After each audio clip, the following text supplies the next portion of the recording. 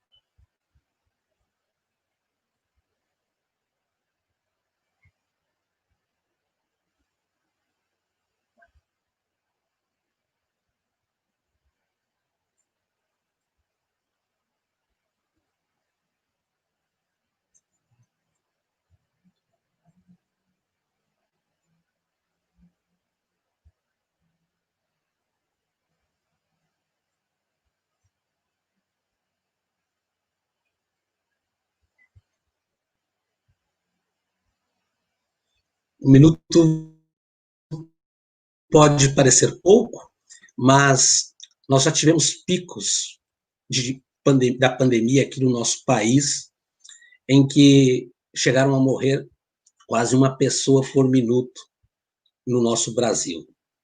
Eu gostaria de, antes de avançar na apresentação da obra, desta fala, de trazer alguns aspectos precedentes a ela, principalmente para depois estabelecer relações com aquilo que o professor Zonin mencionava já no início desse nosso Brasil que atravessa por inúmeras opressões. Em 5 de setembro de 2014, esteve na Universidade Federal do Rio Grande do Sul, na URGS, em Porto Alegre, Boaventura Souza Santos.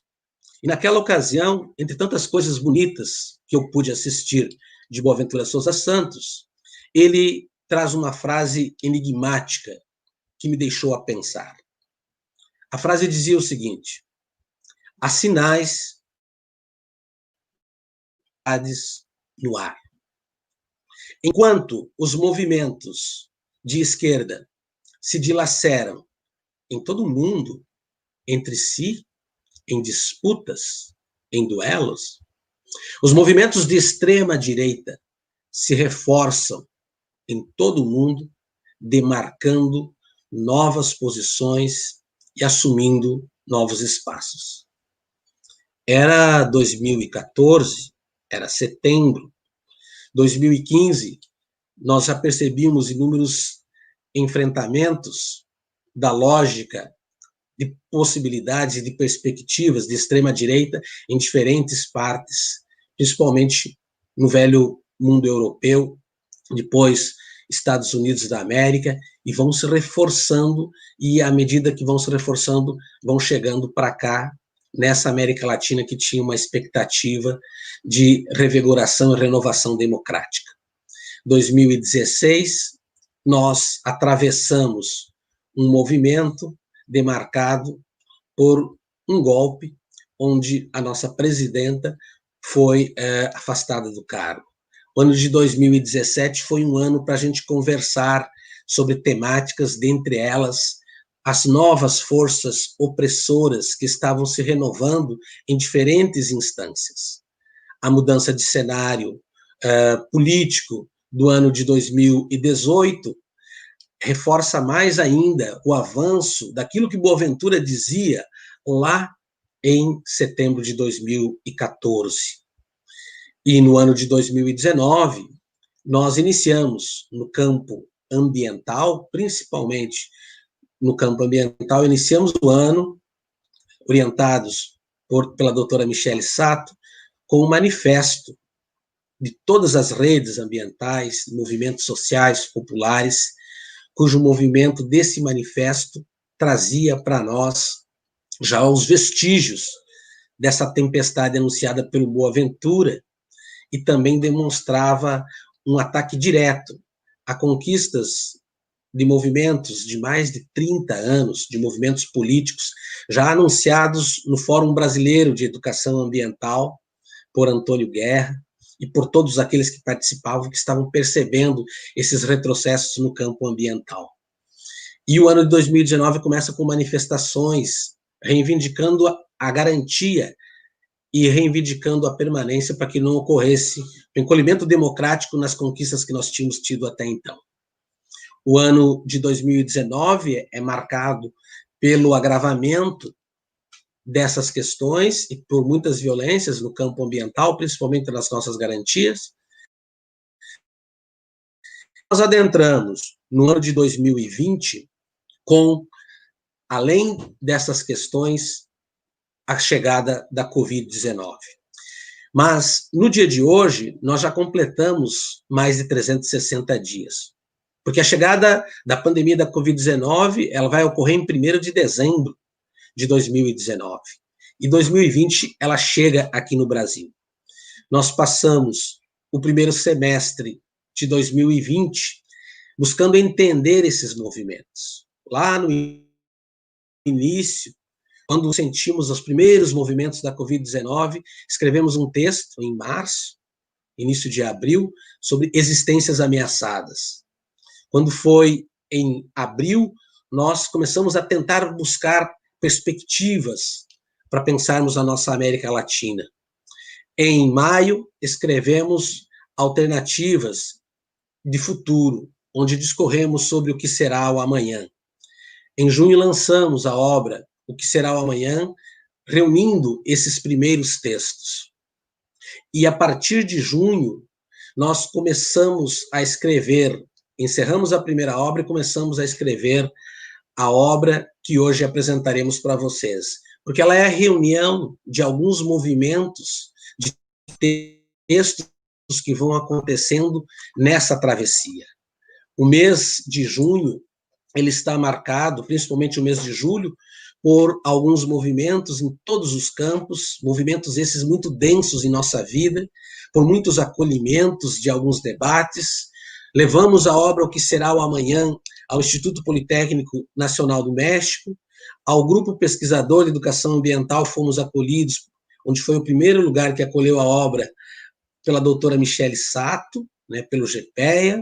Depois conversamos com o grupo do consórcio TICA, dos territórios de vida da Amazônia.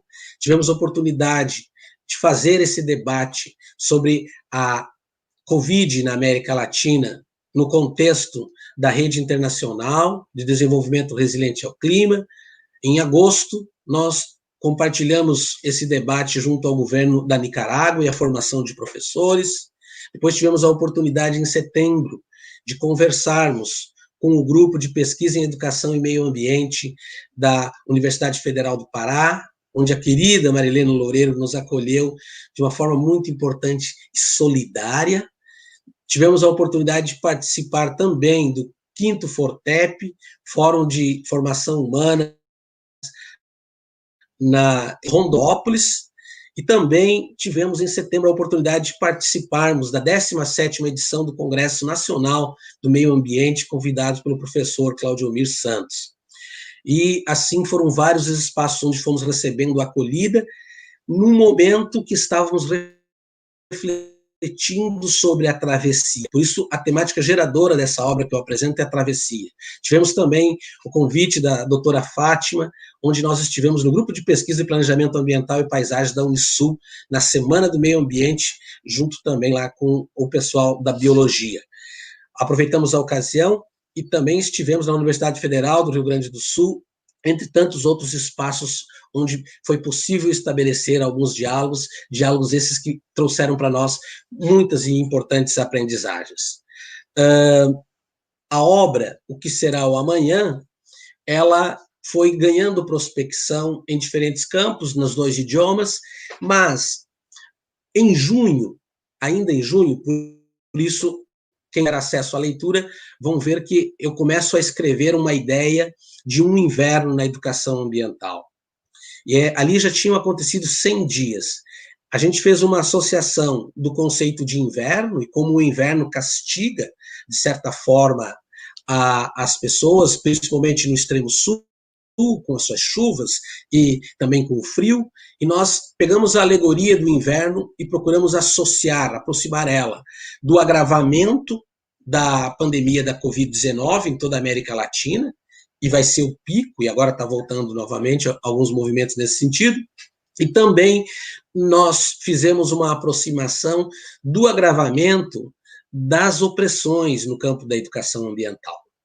E esse esforço, se antes nós pensamos sobre o que será o amanhã, esse esforço de pensar o agora, de se colocar no tempo presente, ele tem uma... Nós estudamos isso baseado no conceito de ontologia, no conceito do tempo do filósofo Martin Heidegger, onde ele coloca que o maior desafio da filosofia pós-século XX é pensar o presente. E é pensar o presente e pensar a existência presente. Mas nessa condição que nós nos encontramos, da pandemia da Covid-19, é muito difícil a gente estabelecer esse movimento. Então, nós acreditamos, e essa é a tese que o livro defende, que a humanidade estava voltada inteiramente para pensar projeções futuras. Antes da Covid-19, nós éramos uma geração com muita correria, com um olhar muito efêmero sobre o presente e com poucas reminiscências e recordações do passado. Em nossa compreensão, a pandemia da Covid-19 coloca o ser humano novamente de frente com o presente, reivindicando um olhar para o que está acontecendo agora. E, igualmente, também vai promover o agravamento das questões do mundo pré-Covid. Para além disso, também vai provocar um deslocamento no papel da educação ambiental. Por isso, quando nós pensamos sobre a travessia e esse exercício de pensar aquilo que acontece agora, o hoje, e os movimentos que nos atravessam, nós colocamos uma postura de muita humildade, com poucas ideias de convicção e demasiadamente certeza, mas como exercício existencial, ontológico, de compreender aquilo que nos atravessa. E também entendemos que, e aí entra a segunda palavra dessa obra, temática geradora, que também é tempo de nós desenvolvermos outras aprendizagens. Essas aprendizagens podem contribuir, né, se assim nós nos colocarmos nessa disposição, para que a gente possa ter um olhar importante sobre aquilo que nos atravessa, mas também buscarmos perspectivas. E é nesse sentido que o livro está organizado por temáticas geradoras. A primeira temática geradora que o livro trabalha, esse é o primeiro ensaio, ele trata da questão das ontologias opressoras à ontologia da esperança, buscando apresentar algumas contribuições à educação ambiental. E aí é uma discussão que começa por um aporte teórico, que é estudar o que é ontologia. As teorias apontam que a ontologia é um estudo, uma teoria do ser, sobre as teorias do ser. Mas nós trabalhamos, nesta obra, ontologias como modos de ser. E nós procuramos, num primeiro momento, já que tivemos toda uma série de opressões vinculadas ao campo ambiental, e aqui eu gostaria de mencionar, que vão desde a questão da intencionalidade de passar a boiada, que vão desde a questão do fatiamento das terras e do setor fundiário no Brasil, e que vão desde a condenação de caboclos, indígenas, comunidades ribeirinhas, sem contar as dimensões dos povos periféricos da cidade. Então, nesse sentido, nós procuramos entender como é que se dá essa relação opressor-oprimido e fomos revisitar o Paulo Freire para falar um pouquinho dessas ontologias opressoras. E ali é interessante, porque o Paulo Freire descreve isso minuciosamente. Olha, existe uma ontologia, existe um modo de ser do opressor, que ele utiliza todas as estratégias, mas ele nunca elimina, aniquila o oprimido num movimento só, mas ele vai esvaziando o oprimido de sentido. E o Paulo Freire denuncia que a perspectiva do opressor ela é necrófila. Ela não está voltada para a defesa da vida. A perspectiva do opressor ela é uma perspectiva que não tem a ideia da preservação e do respeito e do direito à vida. E aí nós fomos fazendo relações entre essa perspectiva e descrevemos dois tipos de ontologias opressoras. Uma primeira é aquela que nós conhecemos, que usa da força, né, que usa das estratégias escancaradas e é um poder extremo, né, que violenta a nossa dignidade, que violenta a condição de vida e que age com estratégias muito claras.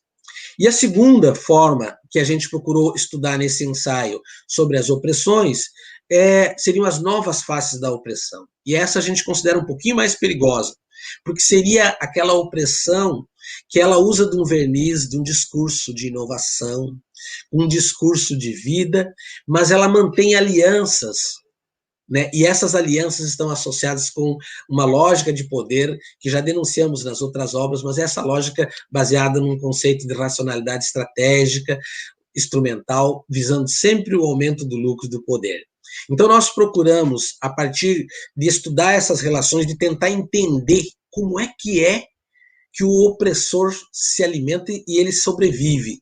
E nós procuramos entender essa relação opressor-oprimido, tentando entender como é que o oprimido também pode encontrar alternativas. E ali o Paulo Freire vai trabalhar isso de maneira brilhante, que a perspectiva do oprimido ela deve ser sempre voltada com um exercício permanente de luta por libertação. O oprimido jamais pode utilizar as mesmas armas do opressor, porque do contrário ele vai se converter no opressor. E vai trazer também possibilidades de pensar um outro horizonte, já que a educação libertadora sempre aponta para a questão da humanização. São dois lados muito claros. Uma perspectiva de uma forma de ser, de uma ontologia opressora e necrófila, uma outra perspectiva de uma educação ambiental que busca um horizonte por libertação e humanização como os grandes horizontes possíveis, os grandes ideais a serem atingidos. E aí nós, nesse ensaio, fomos trabalhando esses movimentos e juntamos essa reflexão com o lançamento, com temáticas debatidas numa obra que nós lançamos em fevereiro, uma obra coletiva, em fevereiro do ano de 2020, cujo título é Ontologia da Esperança, né? A educação ambiental em tempos de crise. E ali nós tivemos a oportunidade de chamar companheiros, pesquisadores, militantes da educação ambiental de todo o Brasil, que puderam contribuir nesse sentido de contribuir na definição, né, das faces de uma ontologia da esperança, né, porque a partir do momento que a gente fez essa identificação, nós apontamos o segundo movimento. E essa contribuição, ela vem, de certa forma, tipificando o que é uma ontologia da esperança e que movimentos são necessários. Um primeiro movimento acontece pela sugestão do professor Antônio Guerra, quando ele vai falar da necessidade da ontologia da esperança de se manter uma resistência coletiva. Escreve um belíssimo capítulo, um belíssimo texto reivindicando, olha, para que se tenha esperança, ninguém solta a mão de ninguém. Devemos aprender a exercitar esse movimento de resistência coletiva, principalmente contra o retrocesso das políticas no campo ambiental. Um outro movimento que vai acontecer, né, e aí uma sugestão da querida doutora Michele Sato e da Cássia Souza, onde elas vão apresentar, né, a luta pelo fortalecimento das políticas públicas, inclusivas de mulheres negras, no horizonte da justiça ambiental, apresentando uma face ontológica de esperança nessa luta que se dá com mulheres negras que passam por injustiças ambientais, um trabalho muito interessante reivindicando essa questão, né, de uma luta permanente em defesa das mulheres negras. O terceiro ponto dessa ontologia da esperança, ele é destacado enfrentando uma temática muito atual, antiga, porém muito atual e necessária de fazer esse movimento de buscar a ontologia da esperança, que é a luta, né, contra o feminicídio da mulher negra e a necessidade de processos de reontologização do ser, né, de buscar de novo o sentido do ser. E essa perspectiva, ela é apontada de forma brilhante pelo professor Jairo Jesus, que é um grande pensador brasileiro, que traz para nós todo o processo de colonização, mostrando todo esse processo da diáspora, do esvaziamento de sentido que ocorre nos processos de escravização e de colonização, e reivindica, sim, para uma ontologia da esperança, processos de reontologização do ser, que buscam preencher esse vazio criado por toda uma trajetória. O outro aspecto da ontologia da esperança está baseado, quem descreve esse outro aspecto é o professor Carlos Frederico Loureiro. Ele coloca a perspectiva da educação ambiental crítica como toda a sua fecundidade para a educação ambiental indispensável para a prática transformadora. E aí ele vai dizer que não se trata necessariamente de uma questão de uma ontologia passiva, tem que ser uma ontologia ativa, militante, que perceba, inclusive, as contradições do sistema e o enfrentamento das questões do sistema para buscar, sim, um certo ativismo e uma busca da base de transformação na qual ele aponta como horizonte. Uma outra característica dessa ontologia da esperança, ela está na defesa de uma ética ambiental como fundamento do instante vivido. Quem escreve isso é Simone Freire, professora Simone Freire e professora Márcia Silva, que elas vão retomar apontamentos ou possibilidades de uma ética que não está tão focada naquela dimensão dura, naquela dimensão normativa, mas em outras possibilidades, em outros modos de você viver e de conviver. E é um texto muito instigante e aponta possibilidades mais solidárias, olhares mais amplos, perspectivas socioambientais mais inteiras.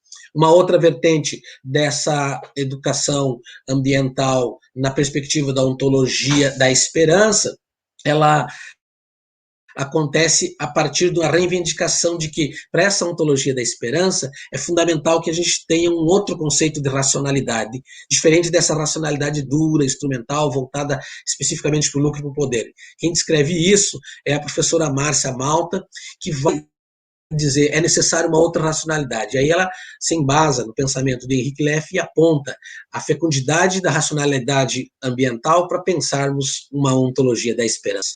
E nesse horizonte ainda nós tivemos um texto posterior, que é um dos pontos desse artigo, de Jaqueline Carrídio e de Rodrigo Zamban, que apontam para a necessidade de uma ontologia ambiental. Essa ontologia ambiental tem por objetivo revisitar todas as práticas da ciência moderna, os encolhimentos da racionalidade positivista, e tem por horizonte apontar por novas formas de conviver, baseado assim em outras formas de diálogo, né, onde o diálogo pela hermenêutica filosófica aponte caminhos diferenciados de viver e de conviver. O último aspecto, né, dessa ontologia da esperança, ele é apontado por Everton Ferrer, Eliane Steuck e também P. Almeida, que discutem possibilidades de ontologia da esperança junto ao contexto das políticas públicas, das políticas afirmativas, das políticas de negros e negras, das políticas sobre diversidade nos contextos das universidades públicas e a resistência que tem para isso. O Gaudêncio Frigoto percebeu esse horizonte da ontologia da esperança ao fazer o prefácio dessa obra, e o Gaudêncio Frigoto vai dizer que é uma esperança militante, uma esperança que luta, uma esperança que não cai no fatalismo, uma esperança que busca o otimismo. Então, o primeiro ensaio, ele tem como temática geradora as opressões, e a gente convida vocês a lerem esse primeiro ensaio. Ali tem densas reflexões pelas quais nós estávamos atravessando a invernilha ali e nos encaminhando para a questão desse período tão importante que seria o início da primavera. O segundo ensaio, ele toca em algo que a mim vem me incomodando, mas eu sentia que me incomodava muitos dos meus colegas. Foi toda aquela onda que a gente viveu agosto/setembro, de defesa contundente da necessidade de um novo normal. E nesse contexto, nós escrevemos o texto Antinomias na Concepção de Novo Normal, reflexões a partir do olhar da educação ambiental. A gente percebeu que não estava batendo bem, não estava cômodo para nós a ideia de novo normal. E aí nós fomos revisitar no dicionário o que é o novo, sempre demarcando algo como algo inaugural, como o início de uma nova fase. Fomos estudar também o conceito de normal, e o normal vai trazendo uma certa conferência àquilo que é associado com certa normalidade. Fomos também estudar o conceito de Thomas Kuhn, ali de ciência normal, onde Thomas Kuhn fala que a ciência normal é aquela aderida por todos justamente porque ela já foi mais testada. E aí a gente entrou nesse esforço filosófico e ambiental e social de dizer, mas tem contradições, tem antinomias nesse conceito de novo normal, tem algo que não está fechando bem, porque o que está se defendendo como novo não apresenta-se como novo. E aí a necessidade, e aí identificamos que o que era novo, na verdade, estava apontando muito mais práticas de velho normal, práticas de adaptação, e não práticas de inserção de aspectos novos. E aí nós buscamos, nesse contexto, substituir o conceito de novo normal, abandonar o conceito de novo normal e utilizamos como referência o conceito de novas aprendizagens. Ali, entre agosto e início de setembro, nós construímos esse texto sobre as antinomias, que depois a gente juntou aqui, e publicamos no Instituto Humanitas, onde nós fizemos essa reflexão. O que nós apontamos como novas aprendizagens? A primeira delas era um desafio eminente, que tratava-se de pensar sobre o cuidado com a repetição das velhas práticas e a adoção de roupagem neoliberal que a gente percebia, essa questão da flexibilização, uma linguagem que estava tentando dizer que era novo, que era flexível, que era adaptável, mas que, na nossa compreensão, a gente utilizou o termo, era vinho velho em pipa nova. O que significa dizer isso? Significa dizer que apenas mudamos o recipiente, mas o líquido, o vinho, é o mesmo. E uma segunda perspectiva que nós apontamos foi a perspectiva de mudança de postura, de isolamento, uma aprendizagem para mudar a perspectiva de isolamento, e vocês vejam lá no início do livro, eu trabalho com a ideia de isolamento, depois eu abandono essa perspectiva de isolamento e começo a falar em recolhimento, considerando que o recolhimento faz um momento interno e possibilita essa reflexão maior, da qual a gente pode tirar algumas aprendizagens. Esse movimento foi muito interessante, essa mudança de rota e a adoção da compreensão de recolhimento. Ele é mais reflexivo e também promove esses movimentos mais internos e não só mudar a dimensão externa. O outro elemento que nós consideramos como aprendizagem é essa necessidade que vai se reafirmando de uma perspectiva solidária de trabalho em rede. E ali nós já falamos da potencialidade e da necessidade da gente despertar de uma vez por todas para o movimento de que nós só encontraremos alternativas se for pelo viés coletivo. Destacamos, inclusive, o papel da nossa rede internacional, mas muitos movimentos que estão ocorrendo nesse momento, criando novas redes, novas possibilidades, novos olhares, novas formas mais solidárias e críticas de podermos enfrentar a crise causada pela pandemia da Covid-19, seu agravamento, mas que já era uma crise pretérita. Nós também sugerimos como a necessidade de aprendizagem, nessa mudança de novo normal para novas aprendizagens, de terminologias com sentido mais propositivo. Nós falamos ali em redescrição, redefinição ontológica, nós falamos ali de outras possibilidades que apontem, de reaprendizagens, outras possibilidades que apontem esse campo mais fecundo e mais aberto. Também sugerimos a opção, uma das grandes aprendizagens que está reafirmando é de que em todos os nossos projetos, no contexto Covid, pós-Covid, se a gente vai ter ou não a opção pelos mais vulneráveis. São próximo de 300 milhões apenas na América Latina, pós-Covid, segundo os dados da CEPAL, e requer de nós um posicionamento muito contundente. E também colocamos como desafio nessa aprendizagem que a educação ambiental ela pode assumir uma centralidade nesse contexto, porque trata-se de defesa, se der a defesa da vida. E agora com mais emergência ainda. Então, a pauta da educação ambiental, ela precede as demais pautas. Nesse sentido, nós encerramos esse segundo ensaio apontando para esse horizonte. O terceiro ensaio, nós procuramos reforçar, porque olha qual é a compreensão que a gente tem. E eu tenho essa compreensão muito forte em mim. Estamos todos no meio da travessia. O barco, a embarcação, eu uso até uma foto no início desse capítulo, que é uma foto de travessia que eu realizei entre Guiné-Bissau e Boubaque, a ilha de Boubaque.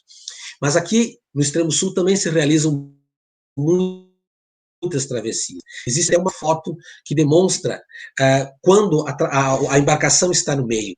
Ali as ondas são mais fortes. Nós estamos em plena travessia, principalmente nesse instante agora, que nem bem terminou a primeira onda, nós já estamos na segunda onda da pandemia, com dados alarmantes, né, causadores de muito necessidade de cuidado com a vida. Então, nós, quando trabalhamos a ideia da travessia, das aprendizagens na travessia, a gente reforça alguns argumentos que nós já vimos discutindo lá na obra O Que Será o Amanhã. O primeiro argumento e a primeira aprendizagem nessa travessia é de que pensar a pandemia da Covid-19 é sim pensar na principal questão do nosso tempo. O que eu estou afirmando aqui é que a Covid funciona desde já como um a priori ontológico, ou seja, depende dessa temática, ela é a primeira pauta para a gente pensar a primeira questão na defesa da nossa existência, para depois pensarmos os demais aspectos que envolvem a nossa vida. A segunda aprendizagem, ela traz uma reflexão sobre a forma como a Covid chegou. E ela considera a Covid-19 como um imperativo imposto em nossas vidas e que vai mudar radicalmente a nossa forma de ser, de estar no mundo e de conviver. Num primeiro momento, ela chega como imperativo dizendo, você tem que ficar em casa, tu deve se cuidar, tu deve se cuidar mais, tu deve começar, aos poucos, deves pensar também nos outros, porque a tua saúde depende também da saúde dos outros, e essa não é uma questão isolada. Então, nós fizemos essa reflexão e acrescentamos um outro elemento. Esse imperativo, ele não é espontaneista e nem fortuito, não é menos um determinismo. Ele é resultado da grande crise ecológica, socioecológica, que precede aí toda a modernidade dos últimos 300 anos, e que se agrava muito forte no século XX e chega no século XXI, mostrando os sinais patológicos desse modo de ser e de habitar o universo.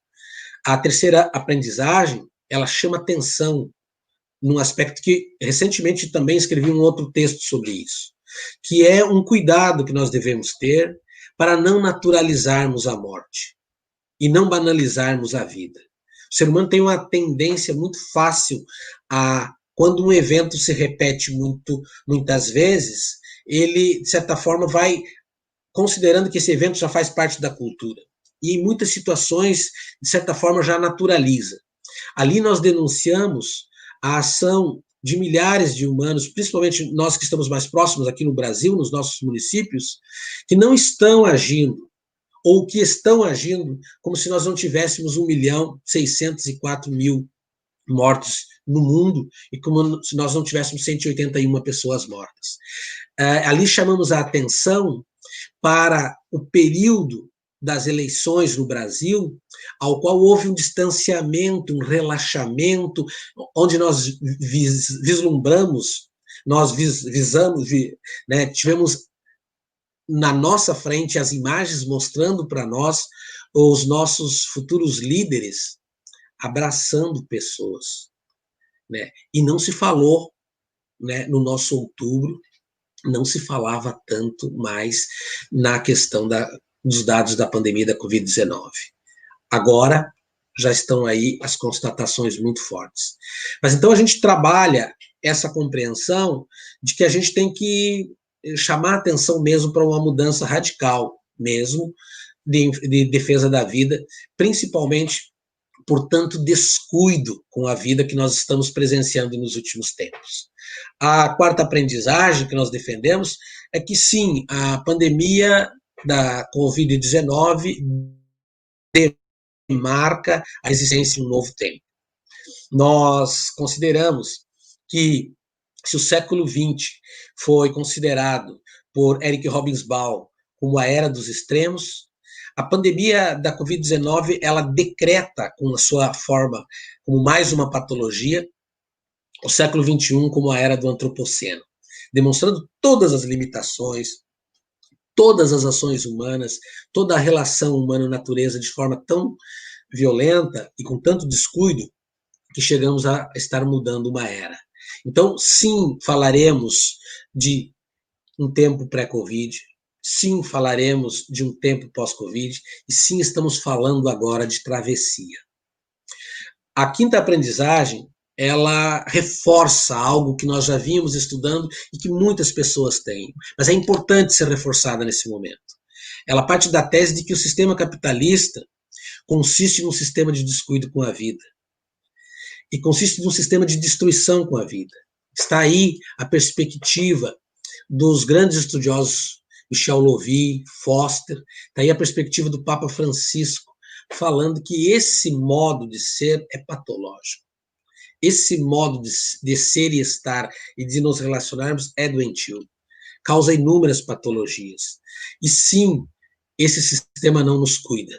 Esse sistema é um sistema que destrói a vida. Com frequência, todos os dias, ouvimos as expressões entre optar pela vida ou optar pela economia. Esse argumento. Nós reforçamos também nessa aprendizagem, novamente, a ideia de que o novo normal não é novo, é vinho velho em pipa nova, esta é a sexta aprendizagem. Nós reforçamos também nessa aprendizagem de que os mais vulneráveis devem ser, sim, a prioridade, e aí nós tentamos desmistificar aquela primeira compreensão que surgiu no início da pandemia aqui no Brasil, um certo democratismo, né, que dizia que todos estávamos no mesmo barco. Nós demonstramos que estamos em barcos diferentes, podemos estar todos no mesmo mar, mas em condições de remo totalmente diferentes, nas quais os mais vulneráveis pagam um preço maior e estão sofrendo mais na pandemia. Está aí o estudo, né, da professora Michele Sato, com um grupo, com mais de 22 grupos, demonstrando nos condenados, né, o quanto os mais vulneráveis estão pagando um preço mais alto para realizar essa travessia. A oitava aprendizagem, ela reforça algo e vai nos dando cada vez mais convicção, né? É a compreensão de que a lógica economicista, extrativista, capitalista, ela jamais entrou de quarentena. Em toda a América Latina, há fortes denúncias de que o modo de exploração e apropriação, né, expropriação, predatório, ele agiu e continua agindo com maior força nesse período. E com resultados que nós sabemos, basta ver todo o processo que aconteceu das queimadas no Brasil, toda a questão da nossa Amazônia, toda a questão de liberação de leis no Chile e também no México, e aqui também toda essa pressão, principalmente na questão do setor fundiário, como a gente viu esse fatiamento da Amazônia em plena pandemia. Então, é uma lógica que não coloca a vida como prioridade, é uma lógica necrófila. A nona aprendizagem que nós trabalhamos nesse terceiro ensaio, ela fala que a incerteza está mais incerta. Nós gostamos muito da certeza. Nós passamos anos, durante muitos anos, almejando toda a nossa modernidade, segurança, certeza no futuro, né? Aquela necessidade de nós termos os princípios claros de ordenamentos claros. Ocorre que, já há um bom tempo, inúmeros pensadores, né, vem demonstrando brechas e frestas de incertezas.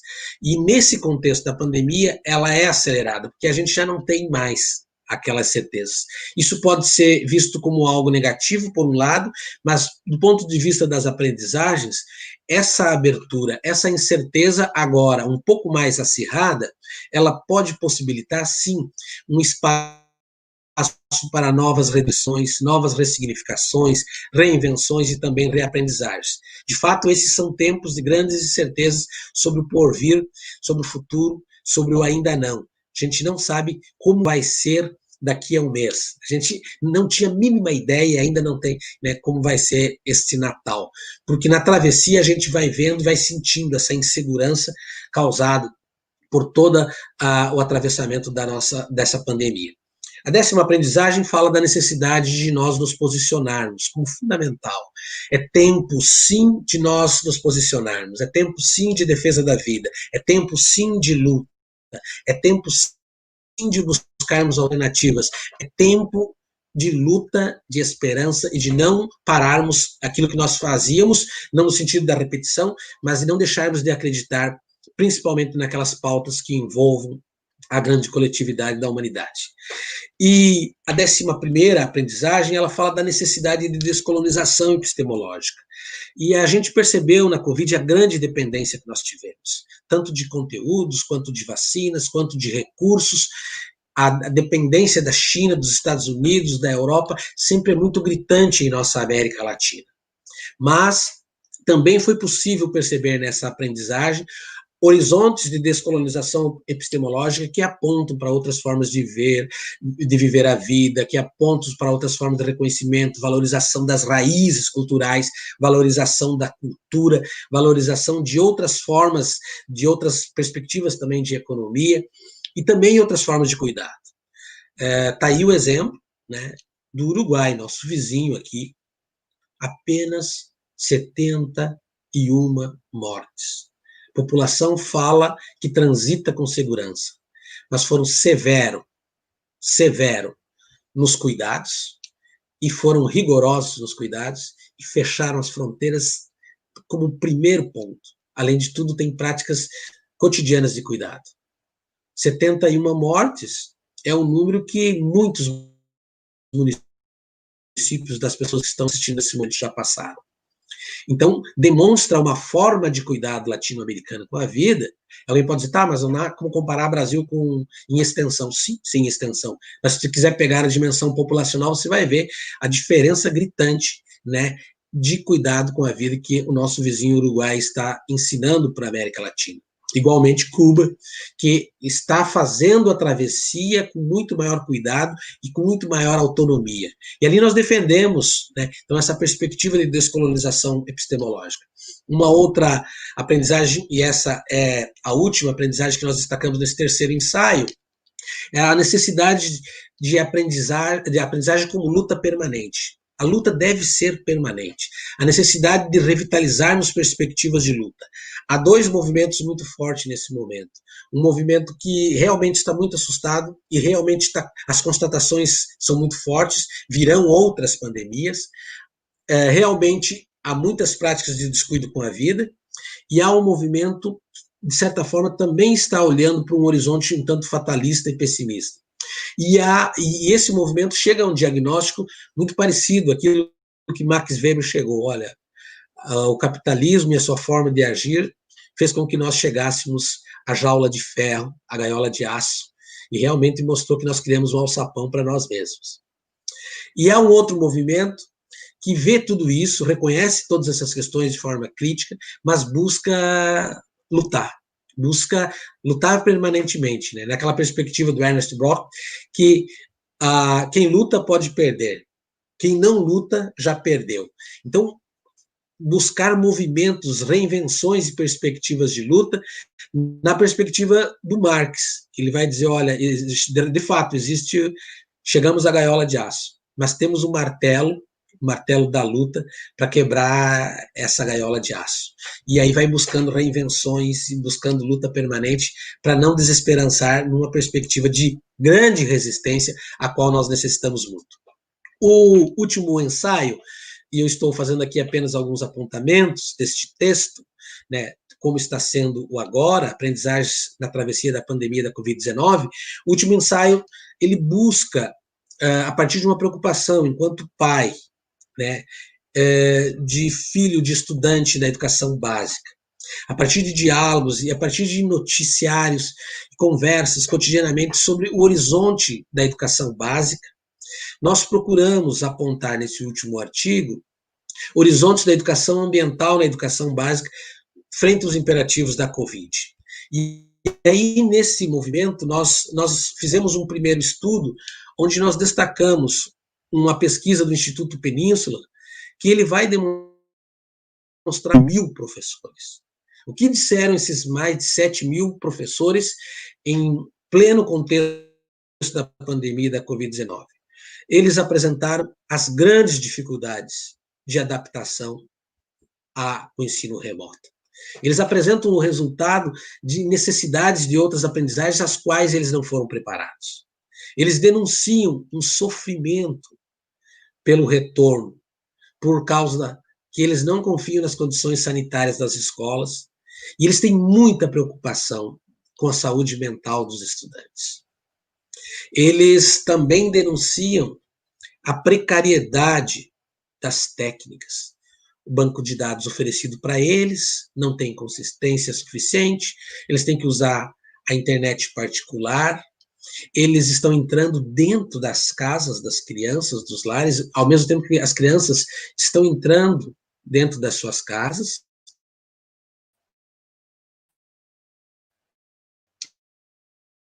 E eles falam de preparo. E as vantagens têm demonstrado professores da escola básica, de certa forma, improvisando um cano de PVC para poder colocar o seu celular para fazer uma gravação de uma aula, para estabelecer um contato com seus educandos. É um contexto bastante precário. Associado a isso, nós temos o texto do Antônio Dantas, que fala a serviço de quem estão as plataformas que nós utilizamos, que pensamos gratuitamente e que não são.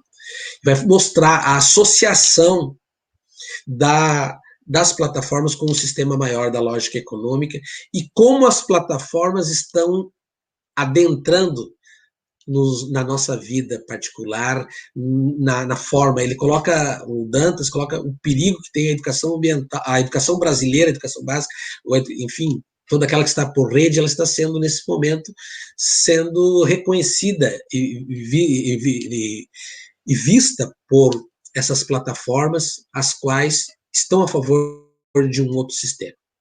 Então, associado a isso, a pesquisa do Instituto Península, ela vai colocar um outro elemento, que é o descompromisso dos governos, colocando a vida das crianças em risco por pressões pelo retorno, muitas vezes sem essas condições mínimas. Então, outra dimensão muito forte que denuncia essa pesquisa é o significado que a aprendizagem assume no contexto do ensino remoto para muitos desses professores. Então, nós colocamos esse cenário inicial desse quarto ensaio para tentarmos trabalhar, então, e a educação ambiental, como é que ela é reconhecida na educação básica?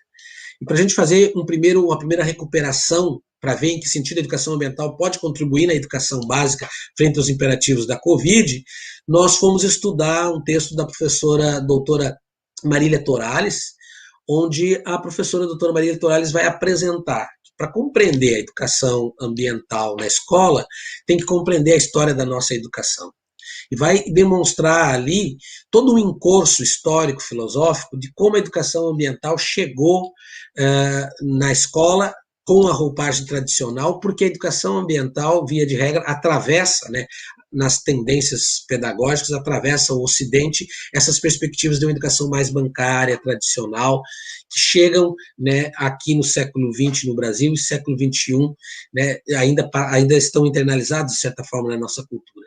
E, nesse sentido, nós colocamos como desafio e fomos estudar o que os educadores em educação ambiental, na educação básica, falam. Eles falam, olha, a gente precisa mudar o papel do professor, o educador ambiental tem que reconhecer, os professores em geral têm que reconhecer o seu papel político na formação dos sujeitos.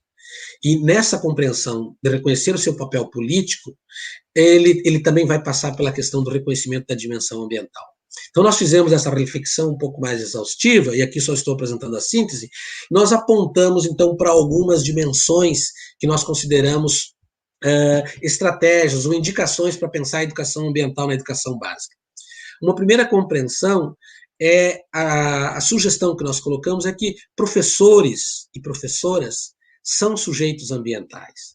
Essa necessidade de reconhecer que a dimensão ambiental, desde já, integra a nossa pauta maior da nossa vida. integra a nossa ontologia, o nosso modo de ser. Não se trata de querer ou não ser ambiental. Desde já, a dimensão ambiental integra a nossa vida. Então, a primeira orientação, a primeira sugestão é de que da necessidade do reconhecimento de professores como sujeitos ambientais. A segunda, necessidade do abandono do discurso da inserção da educação ambiental na escola.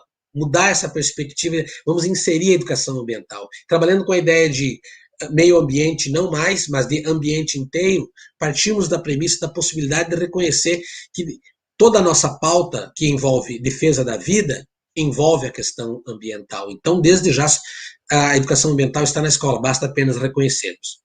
A terceira perspectiva, nós sugerimos a retomada do projeto pedagógico no retorno às aulas.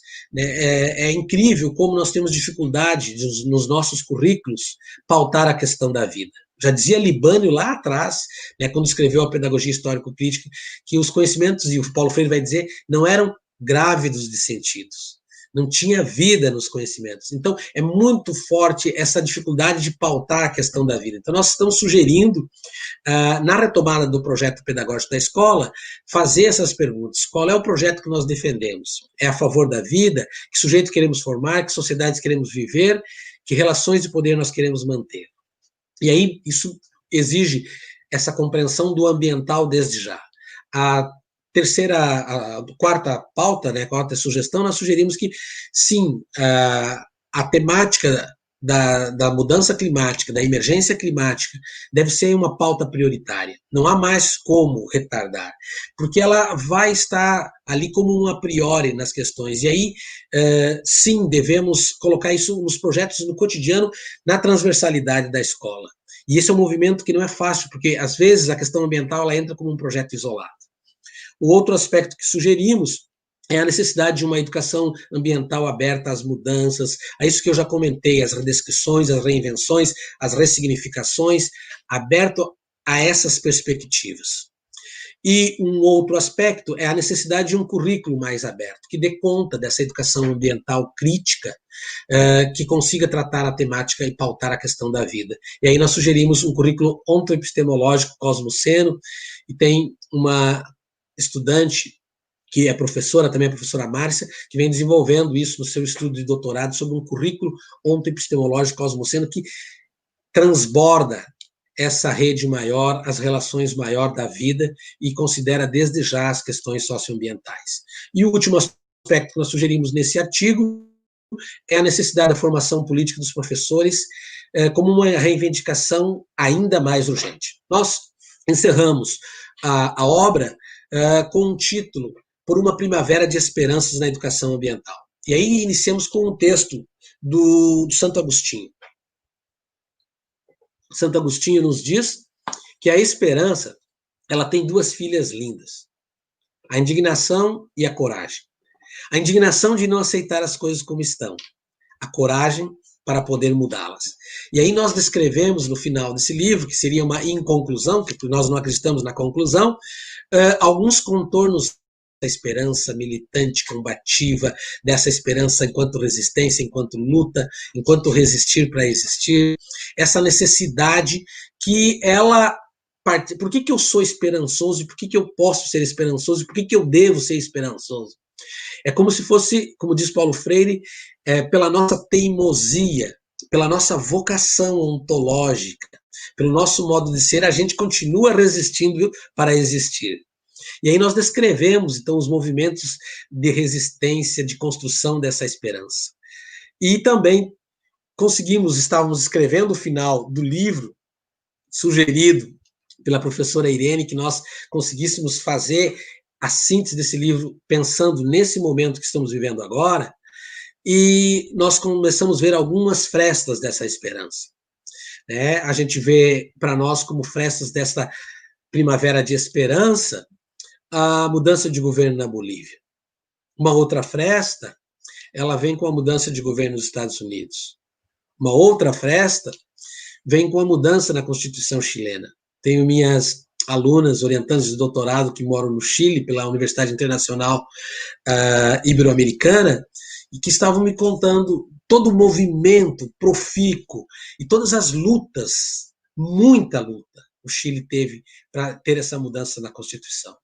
Me abre também frestas de esperança nessa nossa teimosia positiva, quando vejo Davi Copenhague sendo eleito membro da Academia de Ciências Brasileira de Ciências. Me abre frestas de esperança quando eu vejo Nemonte Nequino, líder indígena, ganhar o Nobel Verde por preservação e por luta na justiça, muita luta na justiça, por mais de 500 mil hectares contra as empresas do petróleo. Isso abre perspectivas de esperança. Me abre perspectivas de esperança a força do trabalho em rede e essa compreensão reafirmada de que a nossa causa é coletiva. Me abre uma grande fresta de esperança a chegada da vacina. Ainda essa semana tivemos as primeiras pessoas vacinadas. Me abre uma grande fresta de esperança o movimento que fizemos com a obra O Que Será o Amanhã, e neste momento sabemos, e recebi o e-mail dela, doutora Lucia Souvier, referenciando a obra O Que Será o Amanhã, num congresso em Portugal e num congresso em Montreal, dizendo, aqui nós temos uma mirada de educação ambiental da América Latina a partir dos movimentos sociais populares, voltadas para a busca de pedagogias do cuidado e de éticas do cuidado. Isso nos dá esperança, e também eu compartilho com vocês no sentido de que todos nós devemos, nas nossas lutas, manter essa esperança militante, manter essa esperança como vocação ontológica. E aí eu gostaria de encerrar com a frase de Paulo Freire: a esperança é uma luta. Enquanto eu luto, eu espero. Enquanto eu espero, eu luto. E eu concluo com a minha frase, que eu fui fazendo um poeminha em cima disso, eu coloco: a esperança é uma dança que se alcança se a gente não se cansa. Muito obrigado a todos e todas. Gratidão.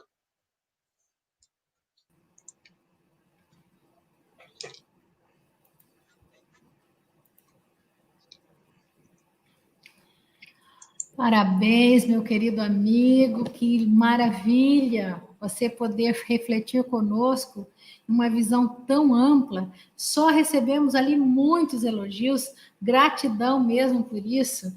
Eu quero então chamar os nossos colegas, dos coordenadores, para que estejam aqui conosco, para a gente conversar um pouquinho, né, Vilmar? Ainda dá tempo ainda para conversarmos um pouquinho. O doutor Vilmar saiu ali. Ali está ele, ok. Rosilene, bem-vinda. Tome uma água, por favor, é verdade. Até eu que não estava falando, me lembrei, uma água é muito necessária. Doutor Wilson, João Zanin. Gustavo, doutor Gustavo, está conosco? Aqui. Muito bem, muito bem. Olha, eu tenho participado, o Gustavo tem sido parceiro também de muitas lives junto com o Dr. Vilmar. E eu quero deixar para falar depois contigo sobre esta ontologia, essa linha de raciocínio de Santo Agostinho, da esperança. Eu acho, a gente tem trabalhado esse tema, acho que é muito importante. Mas eu queria passar a palavra aos meus colegas.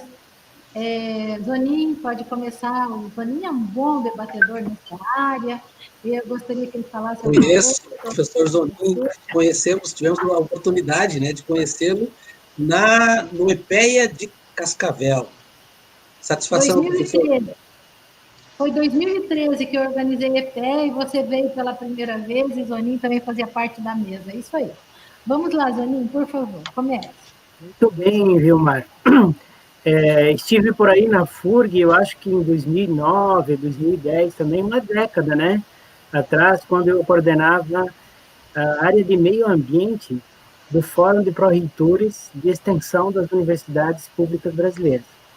E a professora Irene era a nossa colaboradora na área ambiental da Pró-Reitoria, então toda essa jornada aqui da UniOeste, inserida a nível nacional nessa temática ambiental, ela tem muito a ver com esse trabalho aí que nós realizamos desde aquele tempo, e fomos nos inserindo nas redes, e outras aqui da nossa América Latina, né? Do Centro de Saberes Ambientais da Bacia do Prata. Mas, assim, foi muito importante, e eu quero te parabenizar, antes de mais nada, Vilmar, por essa brilhante fala aqui de abertura do evento, essa síntese, né, desses desafios que você pontuou um a um, e eles, assim, vêm de encontro com a mesma leitura que a gente está fazendo aqui, como pesquisadores da área ambiental, como ativistas, né?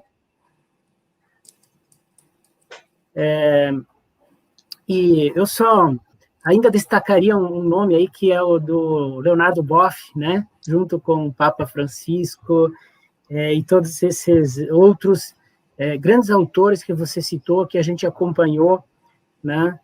A gente tem acompanhado muito as falas de Noam Chomsky. Tenho lido bastante sobre Noam Chomsky, desde o livro que ele escreveu, Quem Manda no Mundo.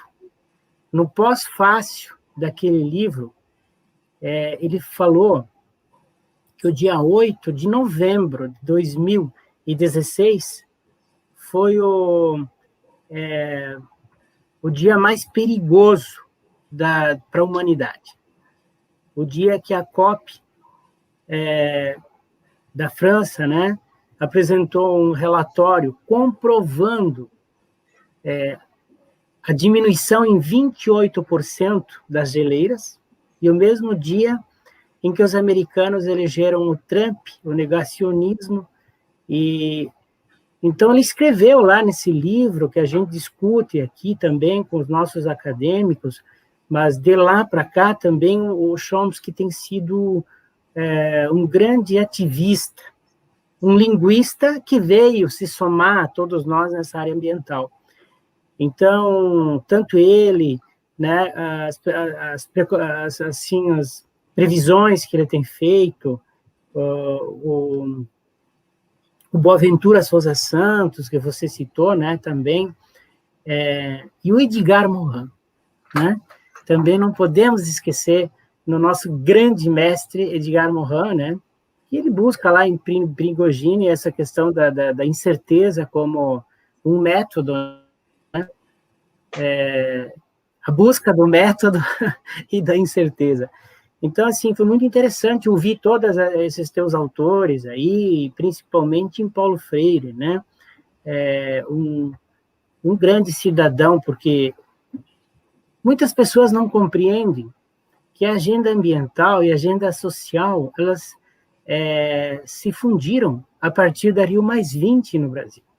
Né? A questão social, a pobreza, a fome, ela não estava tão inserida, e a agenda ambiental, até um certo ponto, ela era bastante criticada por não incorporar. Mas no Brasil, a partir da Agenda 20, da Rio+20, a questão da fome, da pobreza entrou ali, né? E assim, nós tivemos no Brasil 2 grandes personagens que o mundo admirou na década de 60, que foi Paulo Freire e foi José de Castro. Então, é importante lembrar que nós estamos voltando ao mapa da fome, que não é esse o novo normal que nós queremos. O novo normal, o normal que nós gostaríamos que voltasse era aquele no Brasil, era respeitado no mundo por ter um feito, né, gigantesco, que foi reduzir, tirar o Brasil do mapa da fome, mostrar para o mundo como combater a fome através da agricultura familiar e principalmente da agroecologia. Então, essa questão que você coloca, e você terminou, né, colocando a questão da luta, né?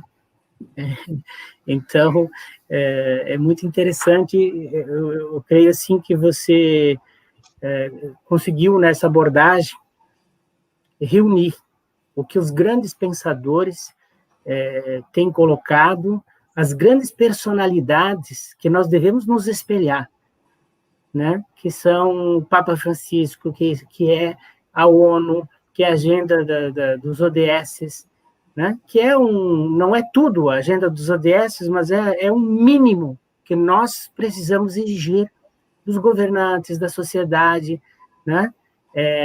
De nível federal, estadual, municipal, das nossas instituições, da pesquisa, o comprometimento que a pesquisa precisa ter, que a educação, né?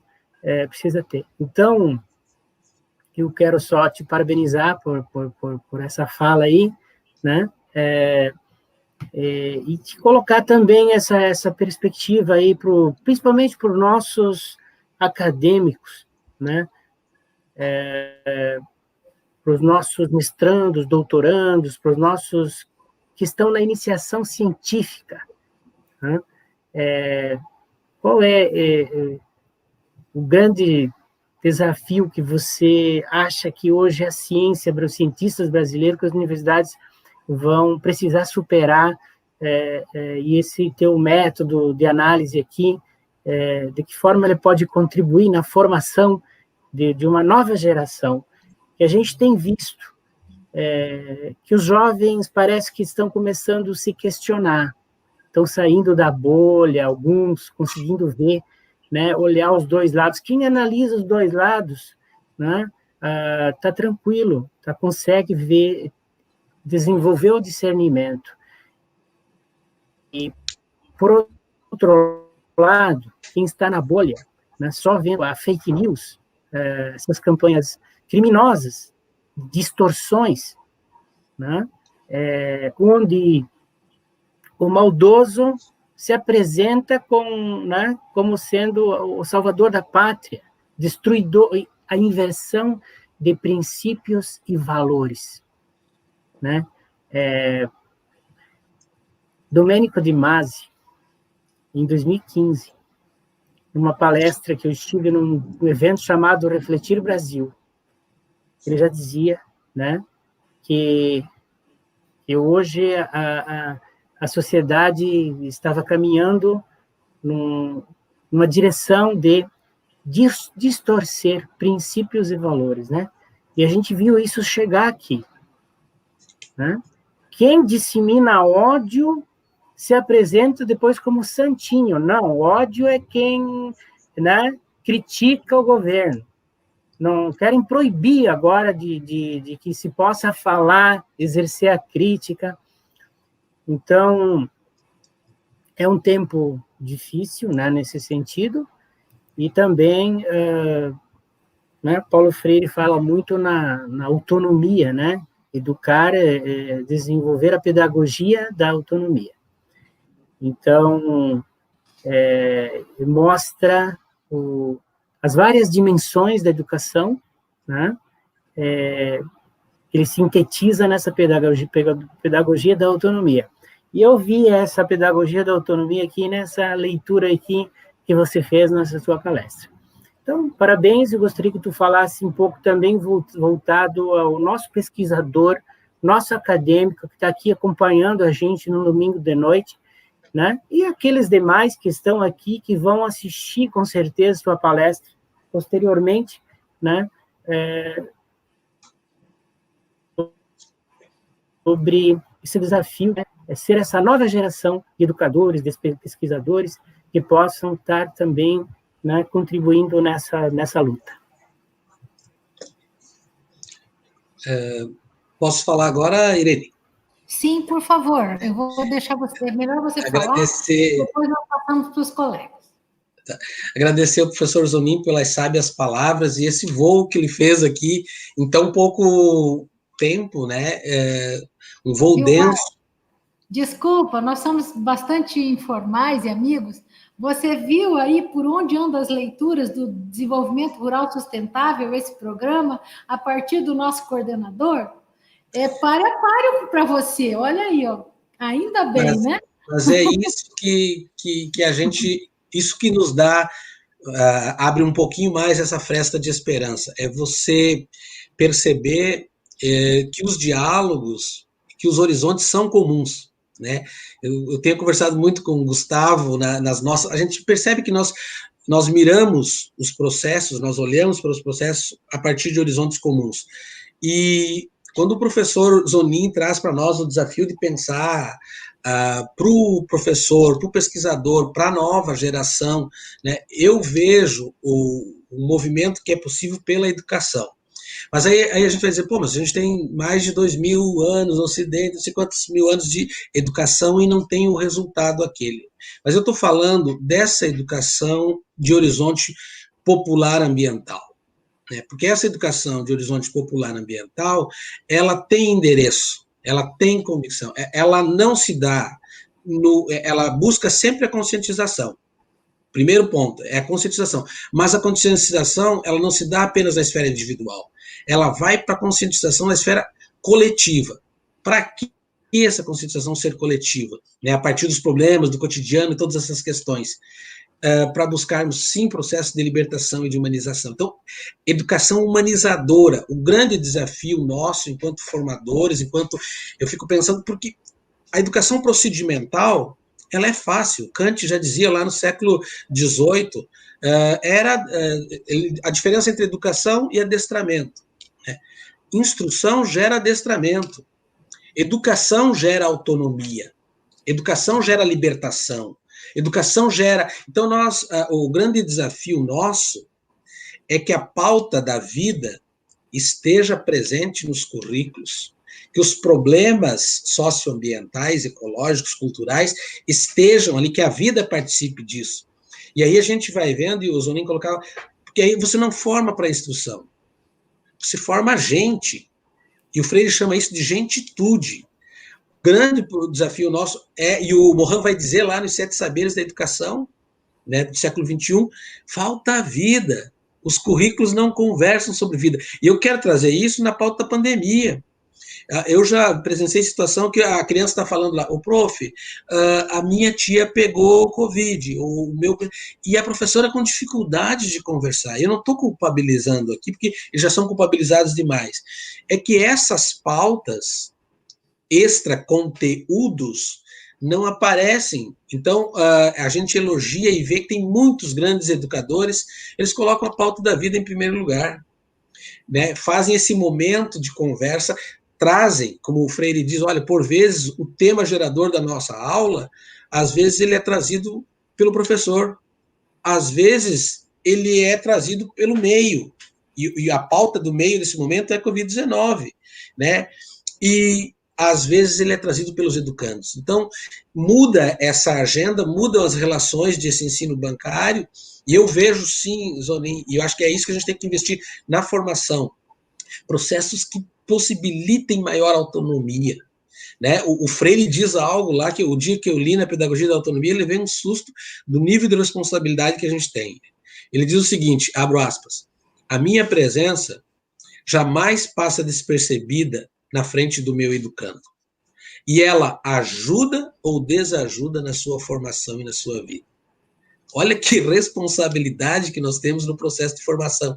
Então, nesse sentido, essas reflexões que o Zonin traz, como é que a gente pode pensar a nova geração nesse processo de conscientização? Processos educativos que possibilitem a gente se dar conta do que está acontecendo, sair da bolha, é pensar que teremos mais de 300 milhões de pessoas na América Latina em vulnerabilidade. É pensar, eu li essa semana, que tenho estudado muito sobre a América Latina, é pensar que nós podemos voltar à década de 90 com a questão da crise alimentar. Nós que atingimos status de comida para todos, né? A linha de miséria tinha diminuído. Então, se você não colocar essa pauta prioritária nas nossas aulas, a gente vai trabalhar com conteúdos, mas não vão dialogar com a vida. E o grande desafio nosso, agora a gente está nessa, né? Agora mais do que nunca, pensar a educação como processo de defesa da vida. Já existem grandes expoentes que falam que toda a educação é ambiental, por isso toda a educação tem que ser a serviço da vida.